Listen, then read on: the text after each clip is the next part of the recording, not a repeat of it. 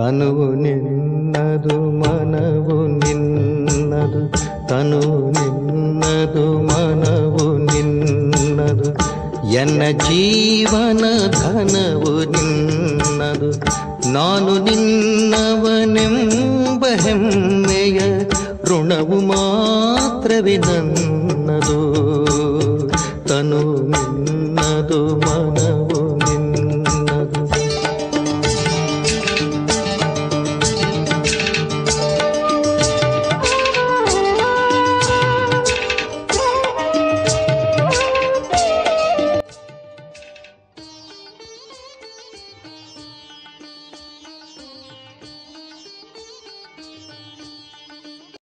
ಓಂ ಶಾಂತಿ.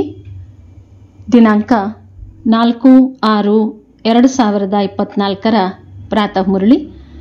ಬಾಪ್ದಾದ ಮಧುಬನ.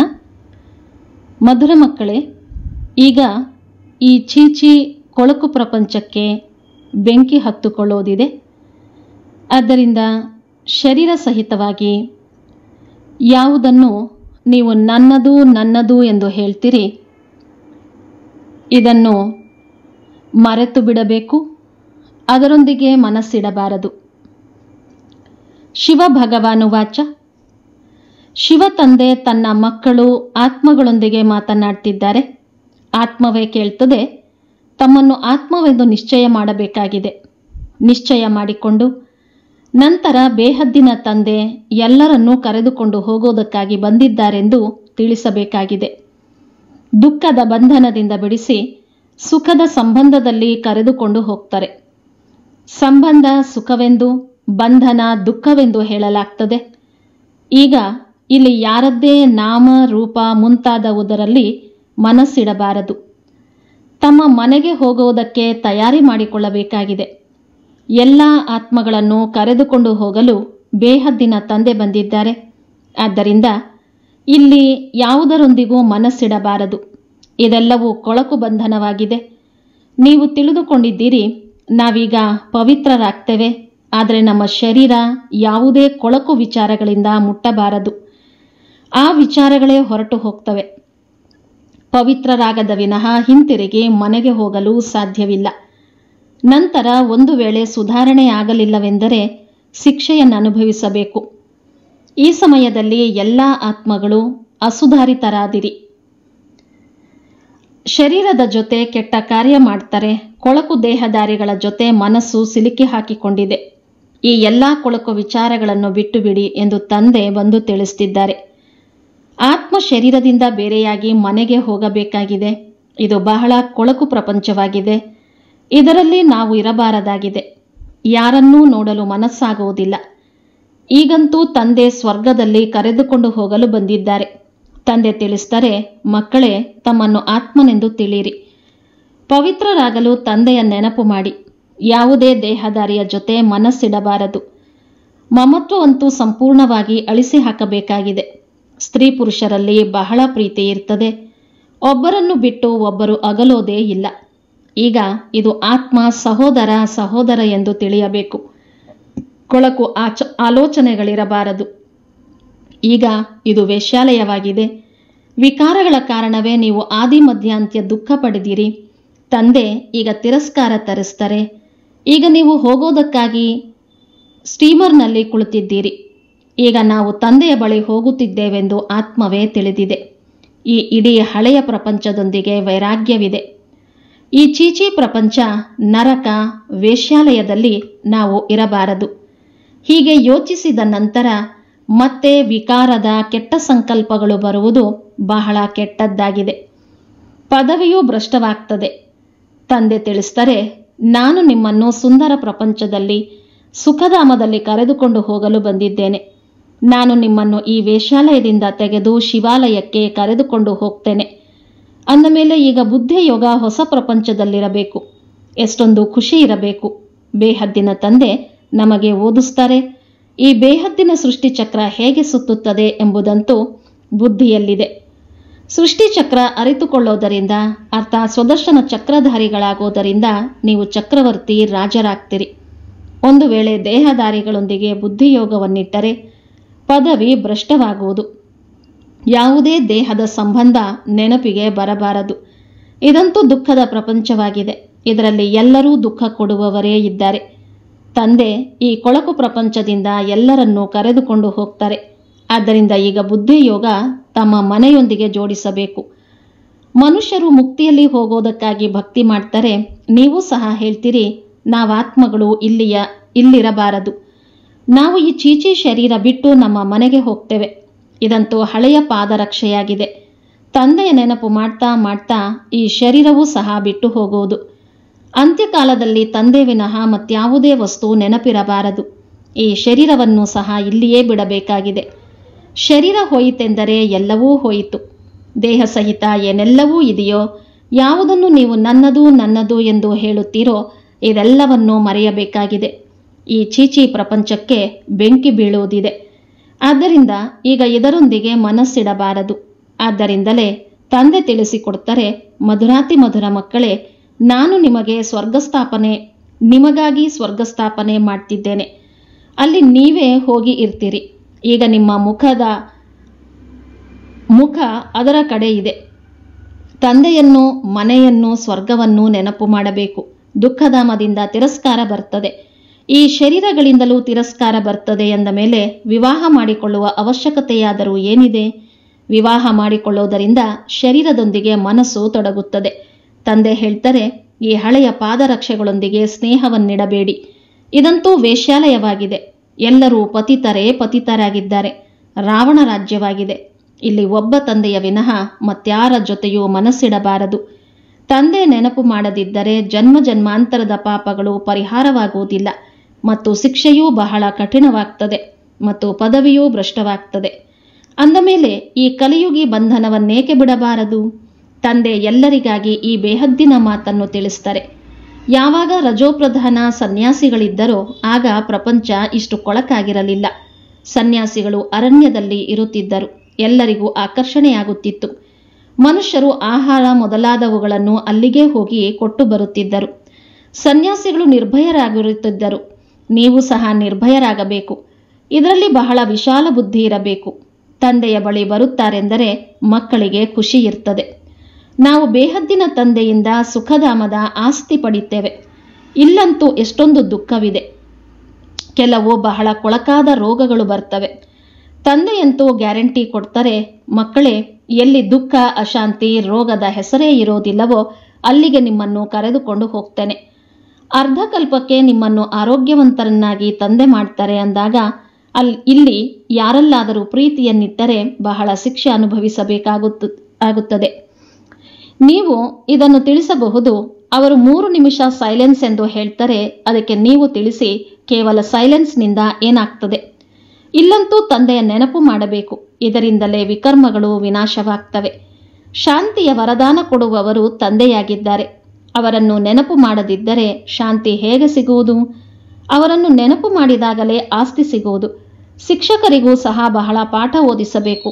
ಎಲ್ಲರೂ ಎದ್ದು ನಿಲ್ಲಬೇಕು. ಆಗ ಯಾರೂ ಏನೂ ಹೇಳೋದಿಲ್ಲ. ತಂದೆಗೆ ಅರ್ಪಣೆಯಾಗಿದ್ದೀರೆಂದರೆ ಹೊಟ್ಟೆಗಂತೂ ಖಂಡಿತ ಸಿಗ್ತದೆ. ಶರೀರ ನಿರ್ವಹಣೆಗಂತೂ ಬಹಳ ಸಿಗ್ತದೆ. ಹೇಗೆ ವೇದಾಂತಿ ಮಗು ಪರೀಕ್ಷೆ ಬರೆಯಬೇಕಾದರೆ ಆ ಪ್ರಶ್ನೆ ಪತ್ರಿಕೆಯಲ್ಲಿ ಗೀತೆಯ ಭಗವಂತ ಯಾರು ಎಂಬ ಪ್ರಶ್ನೆ ಇತ್ತು. ಅದಕ್ಕೆ ಅವರು ಪರಮಪಿತ ಪರಮಾತ್ಮ ಶಿವ ಎಂದು ಬರೆದು ಬಿಟ್ಟರು. ಆದ್ದರಿಂದ ಅವರನ್ನು ಅನುತ್ತೀರ್ಣ ಮಾಡಿಬಿಟ್ಟರು. ಮತ್ತು ಯಾರು ಗೀತೆಯ ಭಗವಂತ ಕೃಷ್ಣನೆಂದು ಬರೆದಿದ್ದರು ಅವರನ್ನು ತೇರ್ಗಡೆ ಮಾಡಿದರು. ಈ ಮಗು ಸತ್ಯವನ್ನು ತಿಳಿಸಿದ್ದರಿಂದ ಅವರಿಗೆ ಇದು ತಿಳಿಯದ ಕಾರಣ ಅನುತ್ತೀರ್ಣ ಮಾಡಿದರು. ಈ ಮಗು ಸತ್ಯವಾಗಿ ಬರೆದನೆಂದು ಅವರನ್ನು ಕೇಳಬೇಕಿತ್ತು. ಏಕೆಂದರೆ ಗೀತೆಯ ಭಗವಂತ ನಿರಾಕಾರ ಪರಮಪಿತ ಪರಮಾತ್ಮನೇ ಆಗಿದ್ದಾರೆಯೇ ಹೊರತು ದೇಹಧಾರಿ ಶ್ರೀಕೃಷ್ಣನಾಗಲು ಸಾಧ್ಯವಿಲ್ಲ. ಆದರೆ ಮಗುವಿಗೆ ಮುಂದೆ ಓದಲು ಇಷ್ಟವಿಲ್ಲದಿದ್ದ ಕಾರಣ, ಈ ಆತ್ಮಿಕ ಸೇವೆ ಮಾಡುವ ಮನಸ್ಸಿದ್ದ ಕಾರಣ ಆ ವಿದ್ಯೆಯನ್ನೇ ಬಿಟ್ಟರು. ನಿಮಗೆ ತಿಳಿದಿದೆ, ಈಗ ತಂದೆ ನೆನಪು ಮಾಡ್ತಾ ಮಾಡ್ತಾ ನಮ್ಮ ಈ ಶರೀರವನ್ನು ಬಿಟ್ಟು ಶಾಂತಿಧಾಮಕ್ಕೆ ಹೋಗಬೇಕಾಗಿದೆ. ನೆನಪು ಮಾಡುವುದರಿಂದ ಆರೋಗ್ಯ, ಐಶ್ವರ್ಯ ಎರಡೂ ಸಿಗ್ತದೆ. ಭಾರತದಲ್ಲಿ ಸುಖ ಶಾಂತಿ ಇತ್ತಲ್ಲವೇ? ಇಂತಿಂತಹ ಮಾತುಗಳು ನೀವು ಕುಮಾರಿಯರು ಕುಳಿತು ತಿಳಿಸುತ್ತೀರೆಂದರೆ ಯಾರೂ ಮಾತನಾಡುವುದಿಲ್ಲ. ಒಂದು ವೇಳೆ ಯಾರೇ ಹೆದರಿಸಿದರೆ ಕಾಯ್ದೆ ಅನುಸಾರ ನೀವು ಸಹ ಮಾತನಾಡಿ. ದೊಡ್ಡ ದೊಡ್ಡ ಅಧಿಕಾರಿಗಳ ಬಳಿ ಹೋಗಿ ಏನು ಮಾಡ್ತಾರೆ? ನೀವು ಹಸಿವಿನಿಂದ ಸಾಯಬೇಕೆಂದಲ್ಲ. ಬಾಳೆಹಣ್ಣು ಅಥವಾ ಮೊಸರಿನೊಂದಿಗಾದರೂ ರೊಟ್ಟಿಯನ್ನು ತಿನ್ನಬಹುದು. ಮನುಷ್ಯರು ಹೊಟ್ಟೆಗಾಗಿ ಎಷ್ಟೊಂದು ಪಾಪ ಮಾಡ್ತಾರೆ. ತಂದೆ ಬಂದು ಎಲ್ಲರನ್ನೂ ಪಾಪಾತ್ಮರಿಂದ ಪುಣ್ಯಾತ್ಮರನ್ನಾಗಿ ಮಾಡ್ತಾರೆ. ಇದರಲ್ಲಿ ಪಾಪ ಮಾಡುವ, ಸುಳ್ಳು ಹೇಳುವ ಅವಶ್ಯಕತೆ ಏನಿಲ್ಲ. ನಿಮಗಂತೂ ಮುಕ್ಕಾಲು ಭಾಗ ಸುಖ ಸಿಗ್ತದೆ, ಉಳಿದಂತೆ ಕಾಲು ಭಾಗ ದುಃಖವನ್ನು ಭೋಗಿಸ್ತೀರಿ. ಈಗ ತಂದೆ ತಿಳಿಸ್ತಾರೆ, ಮಧುರ ಮಕ್ಕಳೇ, ನನ್ನ ನೆನಪು ಮಾಡಿದರೆ ನಿಮ್ಮ ಜನ್ಮ ಜನ್ಮಾಂತರದ ಪಾಪಗಳು ಭಸ್ಮವಾಗ್ತವೆ. ಮತ್ಯಾವುದೇ ಉಪಾಯವಿಲ್ಲ. ಭಕ್ತಿ ಮಾರ್ಗದಲ್ಲಂತೂ ಬಹಳ ಪೆಟ್ಟು ತಿನ್ನುತ್ತೀರಿ. ಶಿವನ ಪೂಜೆಯಂತೂ ಮನೆಯಲ್ಲಿಯೂ ಮಾಡಬಹುದು, ಆದರೆ ಹೊರಗಡೆ ಮಂದಿರಕ್ಕೆ ಅವಶ್ಯವಾಗಿ ಹೋಗ್ತಾರೆ. ಇಲ್ಲಂತೂ ನಿಮಗೆ ತಂದೆ ಸಿಕ್ಕಿದ್ದಾರೆ. ನಿಮಗೆ ಚಿತ್ರವನ್ನಿಟ್ಟುಕೊಳ್ಳುವ ಅವಶ್ಯಕತೆ ಇಲ್ಲ.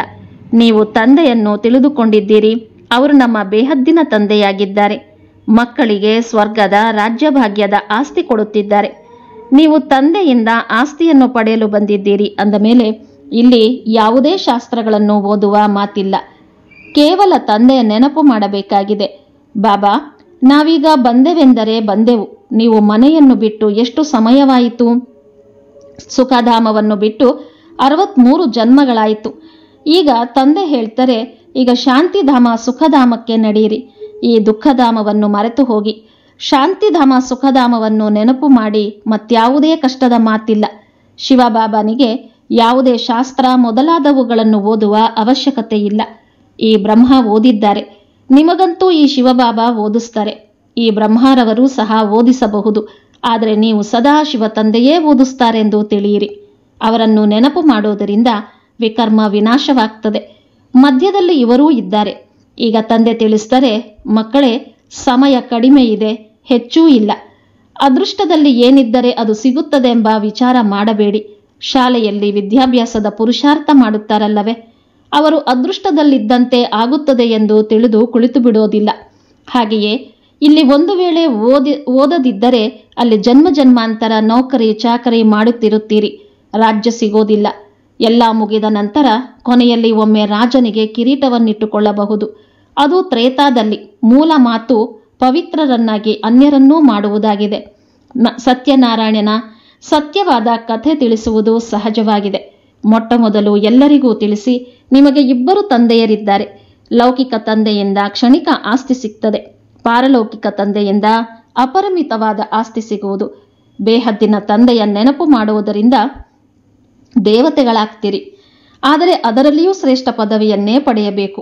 ಪದವಿಯನ್ನು ಪಡೆಯುವುದಕ್ಕಾಗಿಯೇ ಎಷ್ಟೊಂದು ಹೊಡೆದಾಟ ಮಾಡ್ತಾರೆ. ಅಂತಿಮದಲ್ಲಿ ಪರಸ್ಪರ ಬಾಂಬುಗಳ ಸಹಯೋಗ ನೀಡ್ತಾರೆ. ಇಷ್ಟೊಂದು ಧರ್ಮಗಳು ಮೊದಲು ಇರಲಿಲ್ಲ, ಕೊನೆಯಲ್ಲಿಯೂ ಇರೋದಿಲ್ಲ. ನೀವು ರಾಜ್ಯ ಮಾಡುವವರಾಗಿದ್ದೀರಿ ಎಂದ ಮೇಲೆ ತಮ್ಮ ಮೇಲೆ ದಯೆ ತೋರಿಸಿಕೊಳ್ಳಿ. ಕೊನೆ ಪಕ್ಷ ಶ್ರೇಷ್ಠ ಪದವಿಯನ್ನಾದರೂ ಪಡೆಯಿರಿ. ಮಕ್ಕಳು ನಮ್ಮ ಒಂದು ಇಟ್ಟಿಗೆಯನ್ನಾದರೂ ಹಾಕಿ ಎಂದು 8 ಆಣೆಯನ್ನು ಕೊಡ್ತಾರೆ. ಸುಧಾಮನ ಉದಾಹರಣೆ ಇದೆಯಲ್ಲವೇ? ಹಿಡಿ ಅವಲಕ್ಕಿಗೆ ಬದಲಾಗಿ ಮಹಲು ಸಿಕ್ಕಿತು. ಬಡವರ ಬಳಿ ಇರುವುದೇ 8 ಆಣೆ ಅಂದ ಮೇಲೆ ಅದನ್ನೇ ಕೊಡುವರಲ್ಲವೇ? ಬಾಬಾ, ನಾವು ಬಡವರು ಎಂದು ಹೇಳ್ತಾರೆ. ಈಗ ನೀವು ಮಕ್ಕಳು ಸತ್ಯ ಸಂಪಾದನೆ ಮಾಡಿಕೊಳ್ತೀರಿ. ಇಲ್ಲಿ ಎಲ್ಲರದ್ದು ಅಸತ್ಯ ಸಂಪಾದನೆಯಾಗಿದೆ. ದಾನ ಪುಣ್ಯ ಇತ್ಯಾದಿ ಏನೆಲ್ಲ ಮಾಡ್ತಾರೆ, ಈ ಪಾಪಾತ್ಮರಿಗೇ ಮಾಡ್ತಾರೆ. ಆದ್ದರಿಂದ ಪುಣ್ಯದ ಬದಲು ಪಾಪವಾಗ್ತದೆ. ಹಣ ಕೊಡುವವರ ಮೇಲೂ ಪಾಪವಾಗ್ತದೆ. ಹೀಗೆ ಮಾಡ್ತಾ ಮಾಡ್ತಾ ಎಲ್ಲರೂ ಪಾಪಾತ್ಮರಾಗ್ತಾರೆ. ಸತ್ಯಯುಗದಲ್ಲೇ ಪುಣ್ಯಾತ್ಮರಿರ್ತಾರೆ. ಅದು ಪುಣ್ಯಾತ್ಮರ ಪ್ರಪಂಚವಾಗಿದೆ. ಅದನ್ನಂತೂ ತಂದೆಯೇ ಮಾಡ್ತಾರೆ. ಪಾಪಾತ್ಮರನ್ನಾಗಿ ರಾವಣ ಮಾಡ್ತಾನೆ. ಅದರಿಂದ ಕೊಳಕಾಗ್ತಾರೆ. ಈಗ ತಂದೆ ಹೇಳ್ತಾರೆ, ಮಕ್ಕಳೇ, ಕೊಳಕು ಕರ್ಮ ಮಾಡಬೇಡಿ. ಹೊಸ ಪ್ರಪಂಚದಲ್ಲಿ ಈ ಕೊಳಕಿರೋದಿಲ್ಲ. ಹೆಸರೇ ಆಗಿದೆ ಸ್ವರ್ಗ. ಅಂದ ಮೇಲೆ ಮತ್ತೇನು? ಸ್ವರ್ಗವೆಂದು ಹೇಳೋದರಿಂದಲೇ ಬಾಯಲ್ಲಿ ನೀರು ಬರ್ತದೆ. ದೇವತೆಗಳಿದ್ದು ಹೋಗಿದ್ದಾರೆ, ಆದ್ದರಿಂದಲೇ ನೆನಪಾರ್ಥವಿದೆ. ಆತ್ಮ ಅವಿನಾಶಿಯಾಗಿದೆ. ಎಷ್ಟೊಂದು ಪಾತ್ರಧಾರಿಗಳಿದ್ದಾರೆ. ಎಲ್ಲಿಯೇ ಕುಳಿತಿರಬೇಕು, ಅಲ್ಲಿಂದ ಪಾತ್ರವನ್ನು ಅಭಿನಯಿಸಲು ಬರ್ತಾರೆ. ಈಗ ಕಲಿಯುಗದಲ್ಲಿ ಎಷ್ಟೊಂದು ಮನುಷ್ಯರಿದ್ದಾರೆ. ದೇವಿ ದೇವತೆಗಳ ರಾಜ್ಯ ಇಲ್ಲವೇ ಇಲ್ಲ. ಯಾರಿಗಾದರೂ ತಿಳಿಸುವುದು ಬಹಳ ಸಹಜವಾಗಿದೆ. ಈಗ ಪುನಃ ಒಂದು ಧರ್ಮದ ಸ್ಥಾಪನೆಯಾಗ್ತಿದೆ. ಉಳಿದೆಲ್ಲ ಧರ್ಮಗಳು ಸಮಾಪ್ತಿಯಾಗ್ತವೆ. ನೀವು ಸ್ವರ್ಗದಲ್ಲಿದ್ದಾಗ ಮತ್ಯಾವುದೇ ಧರ್ಮವಿರಲಿಲ್ಲ. ಚಿತ್ರದಲ್ಲಿ ರಾಮನಿಗೆ ಬಾಣವನ್ನು ತೋರಿಸಿದ್ದಾರೆ. ಆದರೆ ಅಲ್ಲಿ ಬಾಣಗಳ ಮಾತೇ ಇಲ್ಲ. ಇದು ಸಹ ನಿಮಗೆ ತಿಳಿದಿದೆ. ಕಲ್ಪದ ಹಿಂದೆ ಯಾರೆಷ್ಟು ಸರ್ವಿಸ್ ಮಾಡಿದ್ದಾರೆಯೋ ಅವರೇ ಈಗ ಮಾಡ್ತಾರೆ. ಯಾರು ಬಹಳ ಸರ್ವಿಸ್ ಮಾಡುವರೋ ಅವರು ತಂದೆಗೂ ಬಹಳ ಪ್ರಿಯರಾಗ್ತಾರೆ. ಲೌಕಿಕ ತಂದೆಗೂ ಸಹ ಯಾವ ಮಕ್ಕಳು ಚೆನ್ನಾಗಿ ಓದ್ತಾರೆ ಅವರ ಪ್ರತಿ ತಂದೆಗೆ ಬಹಳ ಪ್ರೀತಿ ಇರ್ತದೆ. ಯಾರು ಹೊಡೆದಾಡ್ತಾ ಜಗಳವಾಡ್ತಾ ತಿನ್ನುತ್ತಾ ಓಡಾಡಿದರೆ ಅವರನ್ನು ಪ್ರೀತಿ ಮಾಡುತ್ತಾರೆಯೇ? ಸರ್ವಿಸ್ ಮಾಡುವವರು ಬಹಳ ಪ್ರಿಯರಾಗ್ತಾರೆ. ಒಂದು ಕಥೆ ಇದೆ. 2 ಬೆಕ್ಕುಗಳು ಕಚ್ಚಾಡಿದವು. ಬೆಣ್ಣೆ ಕೃಷ್ಣ ತಿಂದುಬಿಟ್ಟನು. ಇಡೀ ವಿಶ್ವ ರಾಜ್ಯ ರೂಪಿ ಬೆಣ್ಣೆ ನಿಮಗೆ ಸಿಗ್ತದೆ ಅಂದಾಗ ಈಗ ತಪ್ಪು ಮಾಡಬಾರದು, ಪತಿತರಾಗಬಾರದು. ಇದರ ಹಿಂದೆ ರಾಜ್ಯ ಭಾಗ್ಯವನ್ನು ಕಳೆದುಕೊಳ್ಳಬೇಡಿ. ತಂದೆಯ ಆದೇಶ ಸಿಗ್ತದೆ. ನೆನಪು ಮಾಡದಿದ್ದರೆ ಪಾಪದ ಹೊರೆ ಏರುತ್ತಾ ಹೋಗುವುದು. ಮತ್ತೆ ಬಹಳ ಶಿಕ್ಷೆಗಳನ್ನು ಅನುಭವಿಸಬೇಕಾಗುವುದು. ತುಂಬಾ ಅಳ್ತಿರಿ. 21 ಜನ್ಮಗಳ ರಾಜ್ಯ ಭಾಗ್ಯ ಸಿಗ್ತದೆ. ಒಂದು ವೇಳೆ ಇದರಲ್ಲಿ ಅನುತ್ತೀರ್ಣರಾದರೆ ಬಹಳ ಅಳ್ತಿರಿ. ತಂದೆ ತಿಳಿಸ್ತಾರೆ, ಅತ್ತೆಯ ಮನೆಯನ್ನಾಗಲಿ ತಂದೆಯ ಮನೆಯನ್ನಾಗಲಿ ನೆನಪು ಮಾಡಬಾರದು. ಭವಿಷ್ಯ ಹೊಸ ಮನೆಯನ್ನೇ ನೆನಪು ಮಾಡಬೇಕು. ತಂದೆ ತಿಳಿಸ್ತಾರೆ, ಯಾರನ್ನಾದರೂ ನೋಡಿ ಅವರ ಹಿಂದೆ ಸಿಕ್ಕಿಕೊಳ್ಳಬಾರದು. ಹೂಗಳಾಗಬೇಕು. ದೇವತೆಗಳು ಹೂವಾಗಿದ್ದರು, ಕಲಿಯುಗದಲ್ಲಿ ಮುಳ್ಳಾಗಿದ್ದರು. ಈಗ ನೀವು ಸಂಗಮದಲ್ಲಿ ಹೂವಾಗುತ್ತಿದ್ದೀರಿ ಅಂದ ಮೇಲೆ ಯಾರಿಗೂ ದುಃಖ ಕೊಡಬಾರದು. ಇಲ್ಲಿ ಈ ರೀತಿ ಆದಾಗ ಸತ್ಯಯುಗದಲ್ಲಿ ಹೋಗ್ತೀರಿ. ಒಳ್ಳೆಯದು. ಮಧುರಾತಿ ಮಧುರ ಅಗಲಿ ಮರಳಿ ಸಿಕ್ಕಿರುವಂತಹ ಮಕ್ಕಳಿಗೆ ಪ್ರೀತಿಯ ಮಾತಾಪಿತಾ ಬಾಪ್ದಾದರವರ ನೆನಪು, ಪ್ರೀತಿ ಹಾಗೂ ಸುಪ್ರಭಾತ. ಆತ್ಮೀಯ ಮಕ್ಕಳಿಗೆ ಆತ್ಮೀಯ ತಂದೆಯ ನಮಸ್ತೆ. ಆತ್ಮೀಯ ಮಕ್ಕಳ ಆತ್ಮೀಯ ತಂದೆಗೆ ನಮಸ್ತೆ ನಮಸ್ತೆ ನಮಸ್ತೆ. ಧಾರಣೆಗಾಗಿ ಮುಖ್ಯಾಂಶಗಳು. ಅಂತ್ಯಕಾಲದಲ್ಲಿ ಒಬ್ಬ ತಂದೆಯ ವಿನಃ ಮತ್ಯಾರೂ ನೆನಪಿಗೆ ಬರಬಾರದು. ಅದಕ್ಕಾಗಿ ಈ ಪ್ರಪಂಚದಲ್ಲಿ ಯಾರೊಂದಿಗೂ ಮನಸ್ಸಿಡಬಾರದು. ಪತಿತ ಶರೀರಗಳೊಂದಿಗೆ ಪ್ರೀತಿ ಮಾಡಬಾರದು. ಕಲಿಯುಗಿ ಬಂಧನವನ್ನು ಕತ್ತರಿಸಬೇಕು. ವಿಶಾಲ ಬುದ್ಧಿಯವರಾಗಿ ನಿರ್ಭಯರಾಗಬೇಕು. ಪುಣ್ಯಾತ್ಮರಾಗೋದಕ್ಕಾಗಿ ಈಗ ಯಾವುದೇ ಪಾಪ ಮಾಡಬಾರದು. ಹೊಟ್ಟೆಗಾಗಿ ಸುಳ್ಳು ಹೇಳಬಾರದು. ಹಿಡಿ ಅವಲಕ್ಕಿ ಸಫಲ ಮಾಡಿ ಸತ್ಯ ಸಂಪಾದನೆ ಜಮಾ ಮಾಡಿಕೊಳ್ಳಬೇಕು. ತಮ್ಮ ಮೇಲೆ ದಯೆ ತೋರಿಸಿಕೊಳ್ಳಬೇಕಾಗಿದೆ. ವರದಾನ: ಪರಮಾತ್ಮನ ಲಗನ್ನಿಂದ ಸ್ವಯಂವನ್ನು ಮತ್ತು ವಿಶ್ವವನ್ನು ನಿರ್ವಿಘ್ನವನ್ನಾಗಿ ಮಾಡುವಂತಹ ತಪಸ್ವಿ ಮೂರ್ತಿ ಭವ. ಒಬ್ಬ ಪರಮಾತ್ಮನ ಲಗನ್ನಲ್ಲಿರುವುದೇ ತಪಸ್ಸಾಗಿದೆ. ಈ ತಪಸ್ಸೆಯ ಬಲದಿಂದ ಸ್ವಯಂವನ್ನು ಮತ್ತು ವಿಶ್ವವನ್ನು ಸದಾಕಾಲಕ್ಕೆ ನಿರ್ವಿಘ್ನ ಮಾಡಬಹುದು. ನಿರ್ವಿಘ್ನರಾಗಿರುವುದು ಮತ್ತು ನಿರ್ವಿಘ್ನರನ್ನಾಗಿ ಮಾಡುವುದೇ ನಿಮ್ಮ ಸತ್ಯ ಸೇವೆಯಾಗಿದೆ. ಯಾವುದು ಅನೇಕ ಪ್ರಕಾರದ ವಿಘ್ನಗಳಿಂದ ಸರ್ವ ಆತ್ಮರನ್ನು ಮುಕ್ತ ಮಾಡುತ್ತದೆ. ಇಂತಹ ಸೇವಾಧಾರಿ ಮಕ್ಕಳು ತಪಸ್ಸಿನ ಆಧಾರದಿಂದ ತಂದೆಯಿಂದ ಜೀವನ್ಮುಕ್ತಿಯ ವರದಾನ ಪಡೆದು ಅನ್ಯರಿಗೂ ಕೊಡಿಸಲು ನಿಮಿತ್ತರಾಗುವಿರಿ. ಸುವಾಕ್ಯ: ಚದುರಿ ಹೋಗಿರುವ ಸ್ನೇಹವನ್ನು ಒಟ್ಟುಗೂಡಿಸಿ ಒಬ್ಬ ತಂದೆಯ ಜೊತೆ ಸ್ನೇಹವಿಟ್ಟಿದ್ದೆಯಾದರೆ ಪರಿಶ್ರಮದಿಂದ ಬಿಡಿಸಿಕೊಳ್ಳುವಿರಿ. ಇಂದಿನ ಮುರಳಿಯ ಪ್ರಶ್ನೋತ್ತರ: ತಂದೆ ನಿಮಗೆ ಈ ದುಃಖಧಾಮದೊಂದಿಗೆ ಏಕೆ ತಿರಸ್ಕಾರ ತರಿಸ್ತಾರೆ? ಏಕೆಂದರೆ ನೀವು ಶಾಂತಿಧಾಮ ಸುಖಧಾಮಕ್ಕೆ ಹೋಗಬೇಕಾಗಿದೆ. ಈ ಕೊಳಕು ಪ್ರಪಂಚದಲ್ಲಿ ಈಗ ಇರಲೇಬಾರದು. ನೀವು ತಿಳಿದುಕೊಂಡಿದ್ದೀರಿ, ಆತ್ಮ ಶರೀರದಿಂದ ಬೇರೆಯಾಗಿ ಮನೆಗೆ ಹೋಗ್ತದೆ. ಆದ್ದರಿಂದ ಈ ಶರೀರವನ್ನೇಕೆ ನೋಡುವುದು? ಯಾರದ್ದೇ ನಾಮರೂಪದ ಕಡೆಯೂ ಬುದ್ಧಿ ಹೋಗಬಾರದು. ಕೊಳಕು ವಿಚಾರಗಳು ಬರ್ತವೆ ಎಂದರೆ ಪದವಿ ಭ್ರಷ್ಟವಾಗುವುದು. ಒಳ್ಳೆಯದು. ಓಂ ಶಾಂತಿ.